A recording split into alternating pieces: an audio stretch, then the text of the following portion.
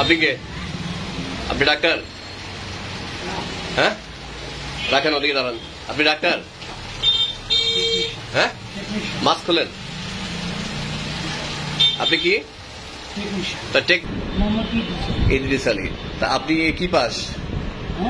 লেখাপড়া কতটুকু করছেন? হ্যাঁ, আন্ডার মেট্রিক। এই ডেন্টাল পেশা কতদিন যাবত এই পেশায় আছেন? আমি এই পেশাটা আমার নাই, আমার পেশা নাই। আপনার কতগুলো রোগী আসলে আপনি রোগী দেখছেন, আপনি অস্বীকার করতেছেন। এই উনি ওনার কাছে দেখাইতেছেন, উনি তো ডাক্তার না। কেন যে সমস্যা জিজ্ঞাসা করবেন? আপনি কে? আপনি একজন ডাক্তারের সহকারী হিসাবে আপনি থাকবেন। এই আপনি কি ডাক্তার? না ভাই, আমি ডাক্তারের সাথে থাকি মোটামুটি আর কি ডাক্তারি শিখছি। আগে হকারি করতাম, ডাক্তারের হকারি করতাম। আপনি পড়াশোনা কতটুকু করছেন? Under matric. আন্ডার মেট্রিক করে ডাক্তার হয়ে গেছেন? ডাক্তার, দাঁতের ডাক্তার তো ওরকম এমবিবিএস লাগে না, এমনি একটু ওয়াশ টোয়াশ করে দিলেই হয়ে যায়। দাঁত ব্যথার জন্য আমরা প্রায় ডেন্টিস্টের কাছে যাই।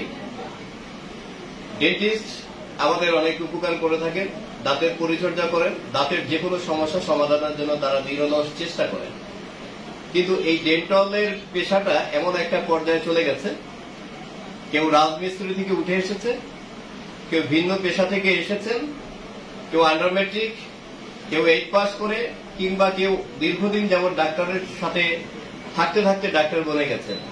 সেই বিষয় নিয়ে আজকের এই পর্বে থাকছে বিভিন্ন ধরনের তথ্যচিত্র এবং ভিডিও চিত্র। আপনারা দেখতে পাবেন যে কিভাবে একজন ডেন্টিস্টকে বোকা বানিয়ে তার অধীনস্থ যে সমস্ত কর্মচারীরা ছিলেন তারা ডাক্তার বনে গেছেন। উনি কয়জন পেশেন্ট পাবে, এটাই তো আমাকে বলেন। কয়জন পেশেন্ট উনি পাবে, তা দিয়ে কি ওনার চলবে? বলেন। ইউজানা থাপা। আপনি এই উনি ওনার কাছে দেখাইতেছেন, উনি তো ডাক্তার না। এই যে ভদ্রলোকের সাথে যে আপনি দাঁত দেখাইতেছেন, উনি তো ডাক্তার না। আপনার কেন যে সমস্যা জিজ্ঞাসা করবেন? আপনি কে? আপনি একজন ডাক্তারের সহকারী হিসাবে আপনি থাকবেন। তা আপনি একজন রুগীর আপনি সমস্যা জানতে যাচ্ছেন, এটা মানে কিভাবে সম্ভব? আপনার পড়াশোনা কতটুকু?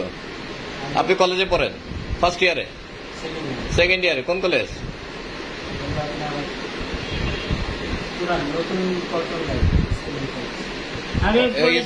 চিনছি আমি, হ্যাঁ, new Paltan school and college, second ইয়ারে না?